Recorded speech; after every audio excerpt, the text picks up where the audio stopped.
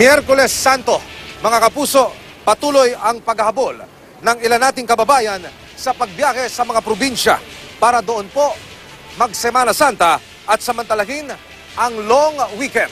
Narito po ang News TV Quick Response Team sa EDSA Balintawak sa Quezon City, kung saan may ilang nagbabaka sakali pa rin tayong mga kababayan na makasakay ng mga bus.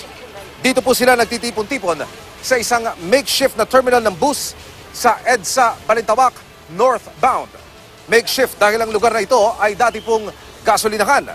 Ang siste, dito pumupunta ang mga bibiyahing panorte pero hindi na makapunta sa mga terminal ng bus sa Cubao. Dito naman huminto ang mga bus para probinsya na may mga sakay ng pasahero galing sa mga terminal sa Cubao at magsasakay ng mga chance passenger. At dahil puno na nga ang mga bus, tayuan na po ang mga bagong sakay. Ang mga bus dito ay panorte, gaya po sa Pangasinan at Nueva Ecija. Malapit na malapit lang kasi ito sa bukana ng North Luzon Expressway o NLEX.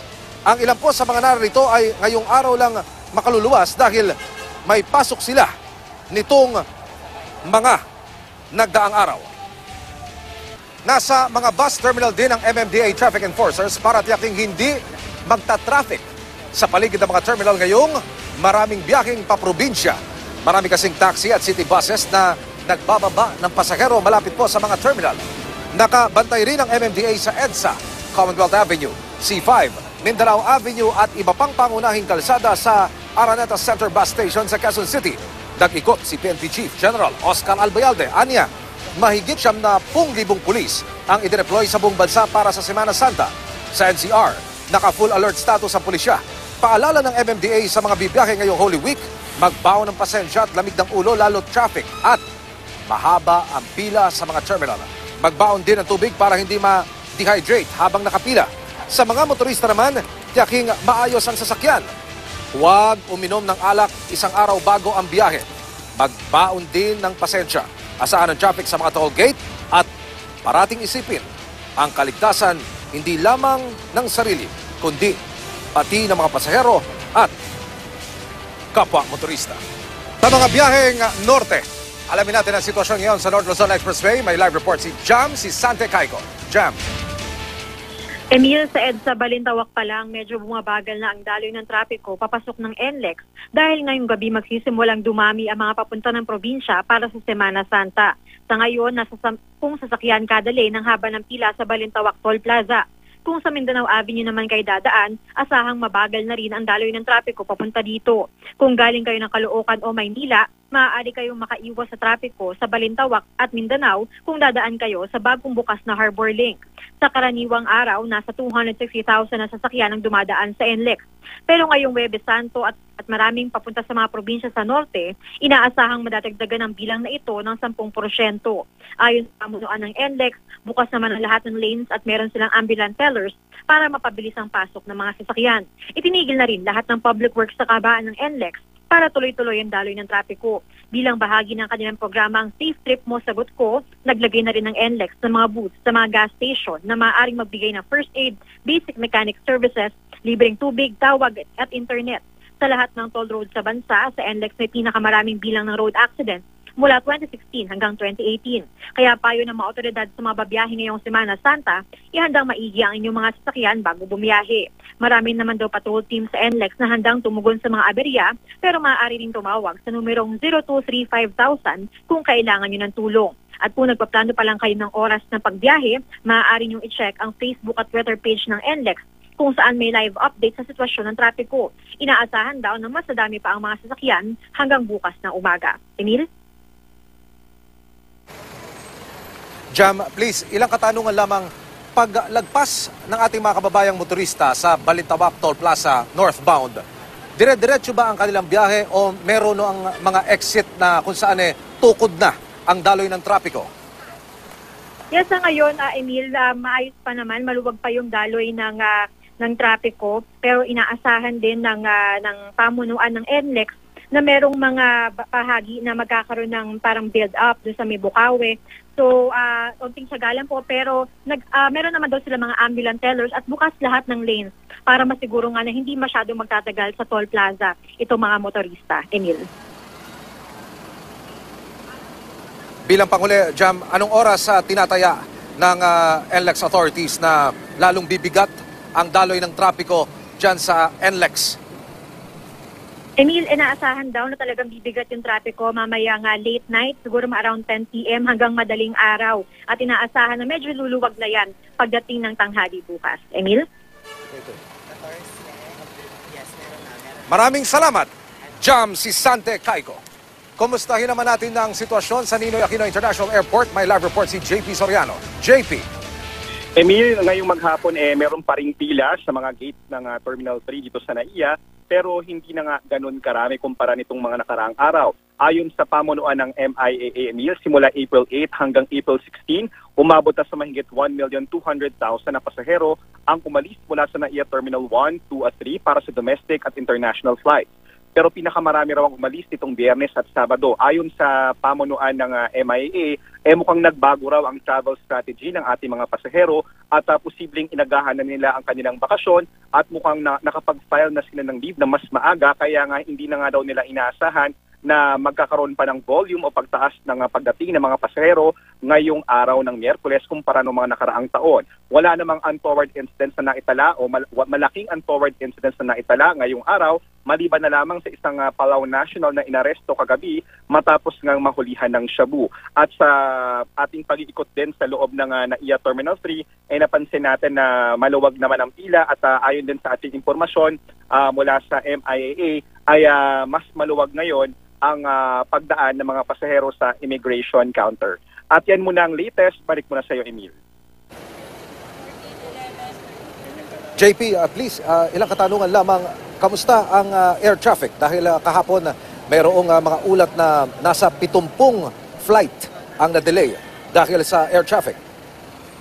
Emil, ngayon bine-verify pa natin kung gaano karami yung mga delayed na flights, pero kinumpirma na ng MIA na meron nga mga delayed flights ulit ngayon, pero hindi pa nila mabanggit kung ilan talaga yung figure na ito. Pero ang kinaklaro ng MIAA base sa ating pakikipag-usap kay Connie Bungag, ang spokesperson ng MIAA, hindi naman daw lahat ng delayed flights ay dapat isisi o i-attribute sa tinatawag na air traffic congestion. Maaari raw ang mga delay na ito ay dahil na rin sa late na pag-alis ng ilang eroplano for anumang dahilan, kaya nakakaroon daw ng domino effect sa iba pang flight.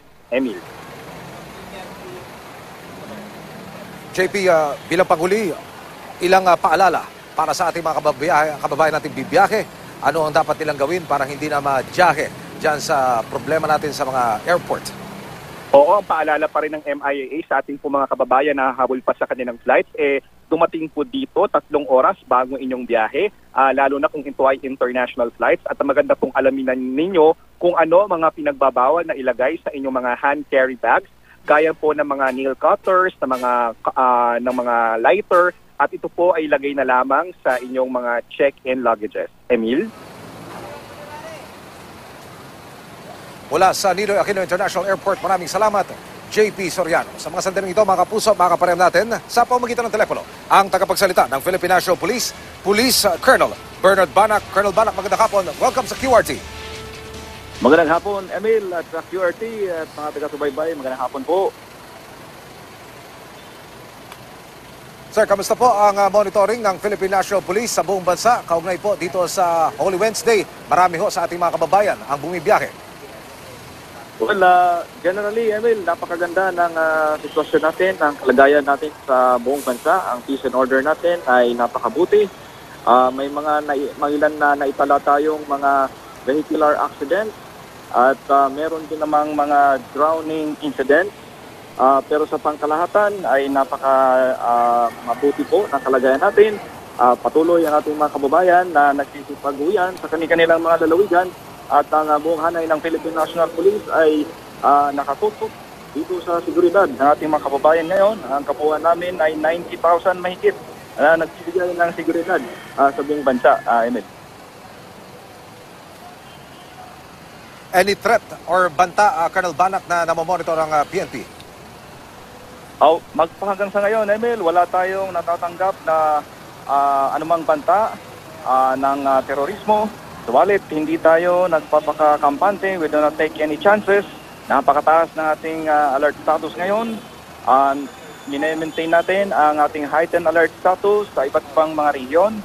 Dito sa Metro Manila ay nasa full alert na at ang buong kapuluan ng Mindanao ay ganun din, nasa full alert. Gawa nung nariyan pa rin ang mga banta natin mula sa mga Abu Sayyaf Group at BIFF at New People's Army.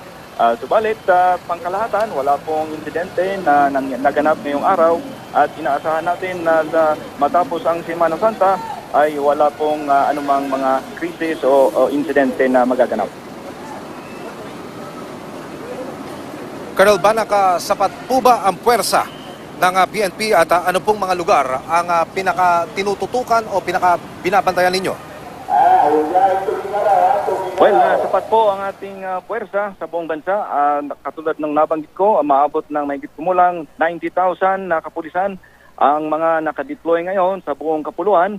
Ang tinututukan natin ngayon ay ang mga places of convergence katulad ng bus terminals, airports at seaports, maging yung mga different tourist destinations sa buong bansa na alam nating dadagsain ng mga turista, hindi lamang ng mga banyaga, maging ang mga lokal nating mga mamamayan. Colonel Banak, marami pong mga residential properties ang walang tao ngayon dahil nagbakasyon po yung karamihan sa ating mga kababayan.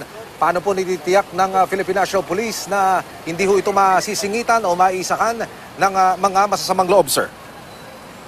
Tama yan, Emil. Talagang ang mga kababayan natin ay nagsipag-uwian na. Ang Philippine National Police naman ay yun ang ating mandato na bantayan ang mga residential areas, maging mga commercial areas na naiwanan ngayon na walang mga tao. At meron po tayong mga nakatalaga na mga roving at mobile patrols na umiikot ngayon. Nang sa gayon ay mapigilan natin kung anumang mga pagtatangka ng mga masasamang loob, lalong-lalo na yung mga pinaghihinalaan nating mga akyat bahay, gang at yung mga termite gang, yung mga naghuhukay sa ilalim ng lupa at matunghayan na lang natin ay napasok na pala ang mga establishmento dahil sa paghuhukay. Subalit, nakatutok tayo at inaasahan natin na mapapanatili natin ang ganitong peace and order natin hanggang matapos po ang Semana Santa. Colonel Banak, baka meron kayong paalala sa ating mga kababayan na nandiyan po sa mga pampublikong lugar ngayon, sa mga pasyalan, kung meron silang mapansin na kainainala, anong dapat gawin, sir? Maraming salamat, Emil. Ang patuloy nating paalala sa ating mga kababayan, ang planuhin ang pagbiyahe at mag-ingat po tayo, lalo na sa ating panliligo sa mga iba't ibang paliguan. Nakapagtala na po tayo ng 18 na insidente ng pagkalunod at wag naman po sanang madagdagan pa ito hanggang sa matapos ang Semana Santa maging ang summer vacation period. At patuloy po tayong nananawagan sa lahat na mag-cooperate po. Nakita po natin sa pag-iikot kanina ni Chief PNP, si General Bayalde, ay meron pong disiplina ang nakita ngayon sa ating mga biyahero. Maayos po sila na pumipila sa mga bus terminals at wala na pong mga kontrabando o yung mga pinagbabawal na mga patalim, mga gamit na dinala nila. So sa madaling sabi ay maayos po ang pag-boarding nila sa mga buses, terminals at sa airports dahil wala na po, hindi po naantala ang mga biyahero natin dahil nakitaan natin sila ng cooperation at disiplina. So dyan po ay nagpapasalamat tayo sa ating mga kababayan. Mga kapuso, ang tagapagsalita ng Philippine National Police, si Police Colonel Bernard Banak. Colonel Banak, maraming salamat. Magandang hapon po. Maraming salamat po, Emil, at sa QRT. Semana Santa na, pero tuloy ang pag-iikot ng DENR sa sikat na tourist destination na Boracay. Nag-ikot si DENR Secretary Roy Simato sa bahagi ng lupang sakop ng Bulabog Beach na gagawan ng bagong kalsada. Kapag natapos na ang proyekto roon, nakatakda na raw itong ideklara ulit na swimming beach. Sabi naman ang pamunuan ng Parish of the Most Holy Rosary sa Boracay. Ngayong maraming pagbabawal sa isla, gaya ng pagpaparty at malakas na pagpapatugtog sa beachfront. Maraming napalapit sa pagninilay-nilay. Meron ring mga nag-ensayo para sa Via Crucis o Way of the Cross na gagawin sa White Beach ng Boracay sa Biyernes Santo. Mga kapuso, sa Baguio City ba kayo magbabakasyon ngayong Semana Santa? Alamin natin ang latest doon sa live report ni Katrina Son. Katrina. Yes, Emil, ayon sa Hotel and Restaurant Association of Baguio, nasa 20 to 100% ang occupancy rate ng mga hotel at transient houses dito sa City of Pines. Pati transient houses, punuan na rin. Kahit mataas ang singil ng iba, ay kinakagat na ng ibang turista para siguradong may matutuluyan. Paalala naman ng mga otoridad, mas mainam na bago magpunta rito, ay tiyaking may matutuluyan na. Mahirap daw mag-walk-in at sa huli, walang matutuluyan. Lalo't ngayong araw hanggang sa Biyernes Santo, inaasahan ang bulto ng mga turista sa lungsod. Hindi naman daw pinagbabawalan ng mga otoridad ang pag-overnight sa mga sasakyang nakaparada sa park. Ngunit hindi raw nila masisiguro ang kaligtasan ng mga nandito kaya raw hindi ito hinihikaya. Paalala nila sa mga turista, itapon ng tama ang kanilang mga basura. Isa raw ito sa mga kinakaharap na hamon ng mga otoridad bukod sa traffic. Ang dating once a day din na collection ng basura ay ginawa ng 2 hanggang 3 beses. Para hindi na raw maulit ang nangyari noong Disyembre kung kailan bulto-bultong basura ang di nakolekta. Daan-daang Boy Scouts din mula sa iba't ibang probinsya ang nagtungo rito sa Baguio para tumulong sa paglilinis ng lugar at sa pagmamando sa daloy ng trapiko. Iyan ang latest mula rito sa Baguio. Balik sa iyo, Emil. Katrina, please, ilang katanungan lamang. Kamusta ang daloy ng trapiko? Yung mga nakakaraang mga long weekend ay tumutukod hanggang paanan ng Marcos, Nagilian o ng Cannon Road ang mga sasakyan papanik sa City of Pines.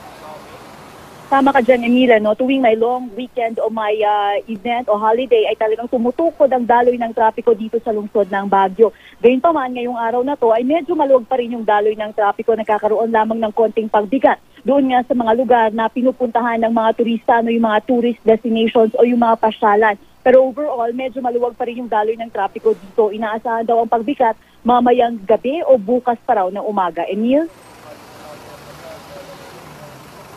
Katrina, ilang pang paalala mula sa Philippine National Police na iyong nakapanayam para sa peace and order dahil isa ang Baguio sa mga tourist spot na dinadayo ng mga mandurukot lalo't ganitong long weekend. Ano ang kanilang paalala sa ating mga kababayang nagbabakasyon ngayon dyan? Emil, paalala nila ay talagang ingatan ang kanilang mga gamit dahil tuwing ganito raw na maraming tao, siksikan at dagsa ang mga turista ay sinasamantala daw ito ng mga masasamang loob. Kaya kailangan daw kahit namamasyal ay talagang ilagay sa harap yung bag, tignan yung bulsa kung nandun pa yung pera o yung mga kagamitan ay talagang ingatan para hindi na rin maging agaw pansin ng mga ito doon sa mga kawatan. Emil? Mula sa Baguio City, maraming salamat, Katrina Son. Mula po sa City of Pines, dumako naman tayo sa Puerto Galera sa Oriental Mindoro. Ang latest doon sa live report ni Von Aquino. Von. Emil, halos fully booked na para bukas ang mga resort sa White Beach dito sa Puerto Galera. Karamihan sa mga resort, overnight accommodation na lang ang available. Kumpara kahapon, mas marami na ngayon ang mga bakasyonista sa White Beach.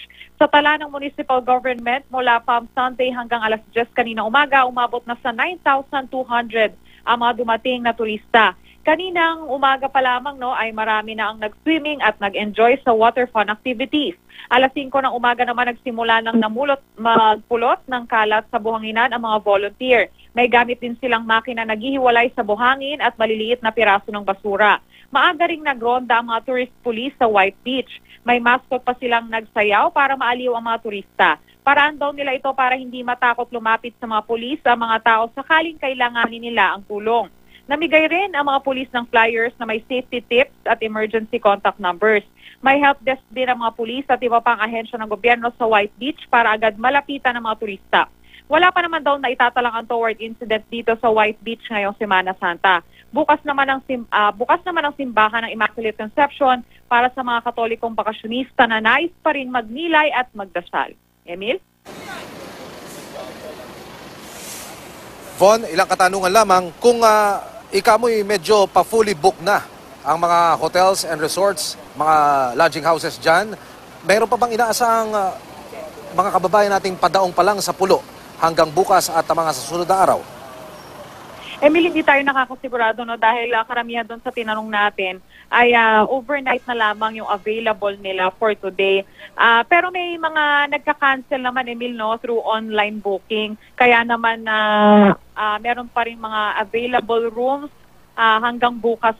Pero kailangan lang matsyempohan ito ng ating mga kababayan na parating na rito sa Puerto Galera. Emil? Bilang Pangulo Von, sa bilang na higit 9,000, ikamo, sapat ba yung help desk ng mga kinaukulan?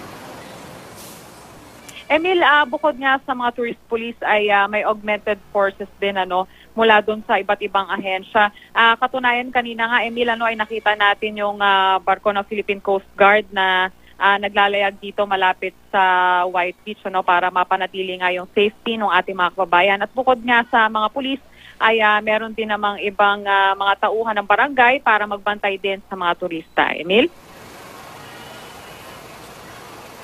Mula sa Puerto Galera sa Oriental Mindoro, maraming salamat, Von Aquino.